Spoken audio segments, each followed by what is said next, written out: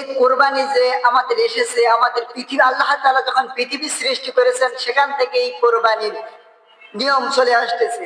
কিন্তু এই যে রোজার ঈদ, যেটা ঈদুল ফিতর যেটাকে বলা হয় রোজার ঈদ, এই ঈদ কিন্তু পৃথিবীর শুরু থেকে ছিল না।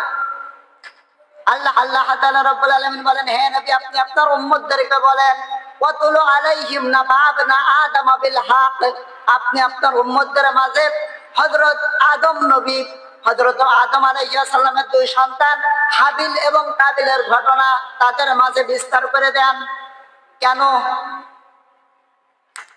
এই জন্য তাদের মাঝে বিস্তার করে দেন। এর ভিতরে শিক্ষা আছে কি জানো? এই যে করবা কুরবানান ফাতাকাব্বালা মিন আহাদিহিমা ওয়া লাম ইয়াতাকাব্বালু মিনাল আখার ওয়ালা লা আকুতুলান্নাকা ক্বালা ইন্নামা ইয়াতাকাব্বালুল্লাহু মিনাল মুত্তাকিন।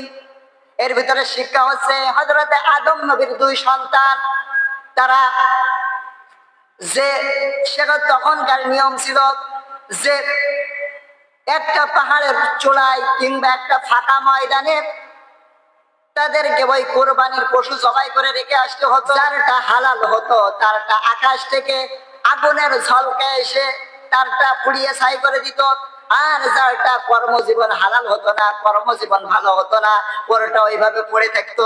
দেখলো যে তার ছোট ভাইয়েরটা কবুল হয়ে গেছে, আর বড় ভাইয়েরটা এখনো কবুল হয়নি। হাবিলেরটা কবুল হয়ে গেছে, কাবিলেরটা হয় নাই। কেননা তার বয়সে ছোট, তার বড় ভাই বোঝা উচিত ছিল সে বয়সে ছোট, কাজেও ছোট, কর্মেও ছোট, সব দিক থেকে ছোট। তাহলে আল্লাহ তাআলা ওরটা কবুল করেছে আর এটা করেনি, এই জন্য বলছে আমার হইল না, এটা বোঝা উচিত ছিল। ও বলছে না, ও আল্লাহ আন্নাকা, আমি তোকে হত্যা করে ফেলবো, মেরে ফেলবো। যদি পৃথিবীতে যদি এই নিয়ম চালু থাকতো, এই নিয়ম যদি আজকে চালু থাকতো, আমার মনে হয় বেশিরভাগই হাজিরা ধরা খেত। কেননা যদি এই নিয়মটা যদি চালু থাকতো তাহলে আমার মনে হয় বাংলাদেশে অনেক হাজি ধরা খেত। কেননা ও বলতে ছাতা দিয়ে কোনো লাভ নেই, কেননা আমি যে কয় নাম্বার মানুষ জেনে যাবে, এ দিয়ে লাভ নেই। এই যে পৃথিবীর শুরু থেকে আগুনে ঝলকে এসে পুড়িয়ে নিয়ে যাবে, এটা ছিল। আর এই যে কোরবানি দিয়ে গোশত খাওয়ার যে নিয়মটা, এটা এসেছে হযরতে ইব্রাহিম নবী আলাইহিস সালাম থেকে। আমাদের জাতির পিতা হযরত ইব্রাহিম নবী আলাইহিস সালাম থেকে এসেছে এই যে কোরবানির গোশত যে খাওয়ার যে ব্যাপারটা, এটা এসেছে আমাদের জাতির পিতা থেকে। আল্লাহ রাব্বুল আলামিন কোরআনুল কারীমের ভিতরে বলছেন, ওয়ালিকুল্লি উম্মাতিন জাআলনা মানসাকাল লিয়াযকুরু ইসমাল্লাহ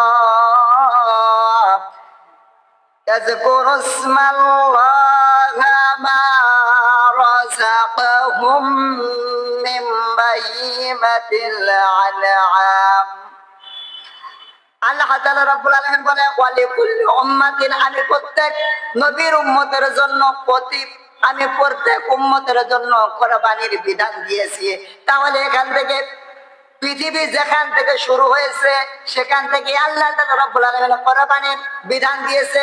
আর এই যে রোজার ঈদ যেটা বলা হয়, ঈদুল ফিতর যেটাকে বলা হয়, এই যে রোজার ঈদ, এটা এসেছে কোরআনুল কারীম যেদিন থেকে নাযিল হয়েছে ওই দিন থেকে, তার মানে এটা ১৫০০ বছর আগে।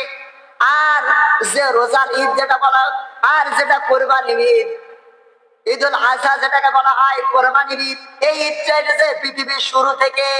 কিন্তু নিয়মটা এইভাবে ছিল না, ওইভাবে ছিল না যে তাদের সময় আগুনের ঝলক এসে পুড়িয়ে নিয়ে যেত, আর আমাদের সময় পার্থক্য হচ্ছে যে আমরা জবাই করে গোশত গুলোকে খেয়ে ফেলি। এটা এসেছে আমাদের জাতির পিতা ইব্রাহিম নবী থেকে। কারণ আল্লাহ রাব্বুল আলামিন বলেন, তোমাদের যে কোরবানির রক্ত গোশত মাংস, এটা কিছুই আমি আল্লাহর কাছে পৌঁছাই না। আমার আল্লাহর কাছে শুধুমাত্র পৌঁছায় আপনার মনের তাকওয়া। আপনার আমার মনের তাকওয়া 2 লাখ টাকা 1.5 লাখ টাকা দিয়ে গরু কিনে যদি ওটা কবুল না হয়, মানুষ দেখানোর জন্য হয়, তাহলে ও ছাতা দিয়ে কোনো লাভ নেই।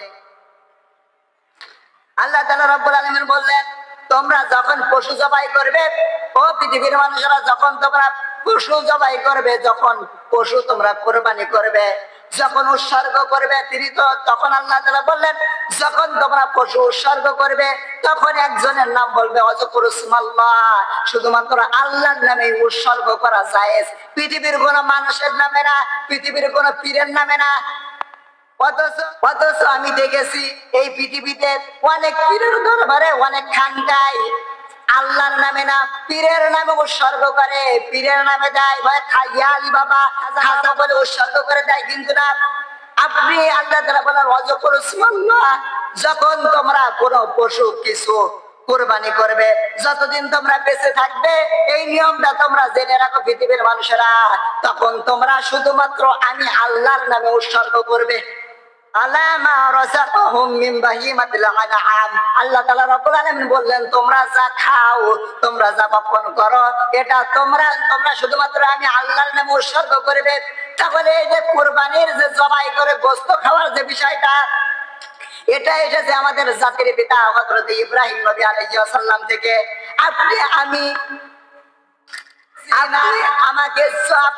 আমাকে ইসলাম বুঝিয়ে দেওয়া হচ্ছে, এরপরও আমরা ইসলাম বুঝতে পারছি না।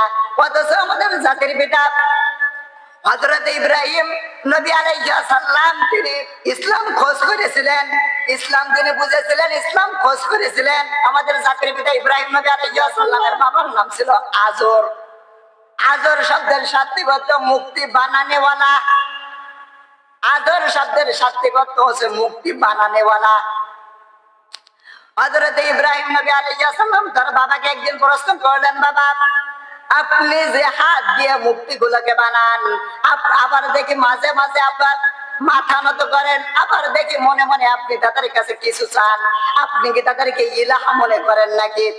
আল্লাহ তাআলা রব্বুল আলামিন হযরত ইব্রাহিম নবী আলাইহিস সালামকে আসমান এবং জমিনের সকল রাজত্ব আল্লাহ তাআলা দেখিয়েছিলেন। হযরত ইব্রাহিম নবী আলাইহিস সালাম আকাশের তারা তিনি মনে করলেন ক্বালা হাদা রব্বি, এটা আমার রব। দেখলেন তারা যখন মিলিয়ে গেল, তারকা যখন মিলিয়ে গেল, এরপরে তিনি দেখলেন চাঁদ, দেখে তিনি বললেন ক্বালা হাদা রব্বি, এটা মনে হয় আমার রব। সকাল হতেই দেখলেন চাঁদ মিলিয়ে গেল, এরপরে হযরত ইব্রাহিম নবী আলাইহিস সালাম দেখতে পেলেন বড় সূর্য, তিনি বললেন ক্বালা হাদা রব্বি, এটাই হচ্ছে আমার রব, এর বাইরে আর কাউকে মানি না। হযরত ইব্রাহিম নবী বললেন আমি এর বাইরে আর কাউকে মানি না, এটাই আমার রব।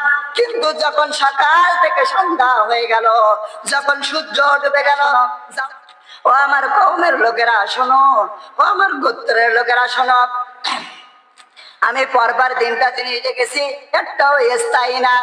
যারা নিজেরা নিজেদেরকে বাঁচাতে পারে না, তখন হযরত ইব্রাহিম নবী ঘোষণা দিলেন ইন্নী ওয়াজ্জাহাতু ওয়াজহিয়া লিল্লাযী ফাতারাস সামাওয়াতি ওয়াল আরদা হানিফা ওয়া মা আনা মিনাল মুশরিকিন। হযরত ইব্রাহিম নবী বললেন ইন্নী ওয়াজ্জাহাতু, আমার জীবন চালাতে যা লাগে সব কিছুর নাম ওয়াজহিয়া লিল্লাযী সামাওয়াতি ওয়াল আরদ, এই আসমান এবং জমিনের মালিক যিনি, যিনি কোনো মডেল ছাড়া, যিনি কোনো আকৃতি ছাড়া এই পৃথিবীটাকে বানিয়েছে, যিনি কোনো কিছু দেখে না দেখে এই পৃথিবীটাকে সৃষ্টি করেছে, তাকে বলা হয় ফাতারা। আল্লাহ তাআলা হযরত ইব্রাহিম নবী বললেন ফাতারাস সামাওয়াতি ওয়াল আরদ হানিফা ওয়া মা আনা মিনাল মুশরিকিন। আল্লাহ নবী বললেন, হযরত ইব্রাহিম নবী বললেন ও আমার জাতির লোকেরা, কওমের লোকেরা শোনো, আমি আর শিরিক করি না, ওয়া মা আনা মিনাল মুশরিকিন, আমি আর শিরিক করি না। আজ থেকে আমি মুশরিক না, আমি আল্লাহ তাআলার উপরে ঈমান আনলাম। তাহলে আমাদের জাতির পিতা হযরত ইব্রাহিম নবী আলাইহিস সালাম ইসলাম খোঁজ করেছিলেন, আর আমাদেরকে আজ ইসলাম ঘরের ভিতরে ঢুকিয়ে দেওয়া হচ্ছে, এরপরেও আমরা আজ ইসলাম মানতে যাচ্ছি না। হযরত ইব্রাহিম নবী আলাইহিস সালামকে আল্লাহ তাআলা স্বপ্ন দেখিয়েছে, হযরত ইব্রাহিম নবীকে বললে তো তো হয়ে যেত। কেন তিনি স্বপ্ন দেখালেন? কেননা আল্লাহ তাআলার উদ্দেশ্য ছিল না যে ছেলেটা যেন মারা যায়। হযরত ইব্রাহিম নবীকে আল্লাহ তাআলা স্বপ্ন দেখিয়েছিলেন এই জন্য যে হযরত ইব্রাহিম নবী আলাইহিস সালাম আল্লাহর বিধান পালন করে কিনা। হযরত ইব্রাহিম নবী আলাইহিস সালাম তো বলতে পারতো, আল্লাহ আপনি 28 বছর বয়সে আপনি আমাকে 80 বছর বয়সে একটা সন্তান দিয়েছেন, আমি জবাই করবো না। ইসমাইল নবী বলতে বাবার 13 বছর পরে এসে বা ছেলের হক চাচ্ছ, ছেলের হক নিয়ে জবাই করতে চাচ্ছ, এটা আমি মানবো না। যদি হযরত ইসমাইল আলাইহিস সালাম এটা কয়ে যদি দৌড় মারতো, আল্লাহর বিধান পালন হইতো? আল্লাহর বিধান কখনোই পালন হইতো না।